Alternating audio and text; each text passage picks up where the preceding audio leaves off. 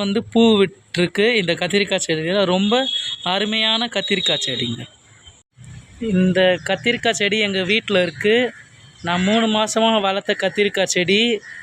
காய் வந்து அறுவடை எடுத்திருக்கேன். கத்திரிக்காய் வந்து இன்றைக்கி தான் அறுவடை எடுத்தேன். பிஞ்சு விட்டு 15 நாள் ஆகுது.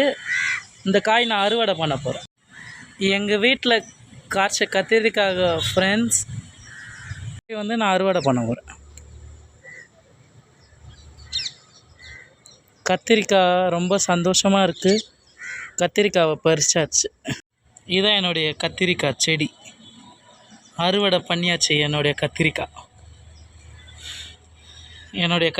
செடி. ஃபஸ்ட்டு அறுவடை பண்ண கத்திரிக்காய். ஃபஸ்ட்டு அறுவடை பண்ண கத்திரிக்காய் 15 நாள் ஆகுது பிஞ்சு விட்டு. இந்த கத்திரிக்காய் வந்து வெள்ளை கத்திரிக்காய் அருமையாக இருக்கும். இந்த கத்திரிக்காய் அறுவடை பண்ணியாச்சு. இன்றைக்கி தான் அறுவடை பண்ணேன். கத்திரிக்காய் செடிக்கு உரம் பார்த்திங்கன்னா பஞ்சகாவியா, மாட்டு எருவு.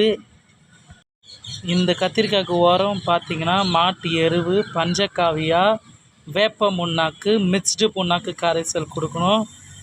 கிட்டத்தட்ட 5 உரங்கள் கொடுக்கணும் இந்த கத்திரிக்காய் செடிக்கு. இந்த கத்திரிக்காய் செடிக்கு 5 உரங்கள் கொடுக்கணும். இந்த கத்திரிக்காய்க்கு எருவு, பஞ்சகாவியா, வேப்ப முன்னாக்கு, மிக்ஸ்டு புண்ணாக்கு கரைசல் கண்டிப்பாக கொடுக்கணும்.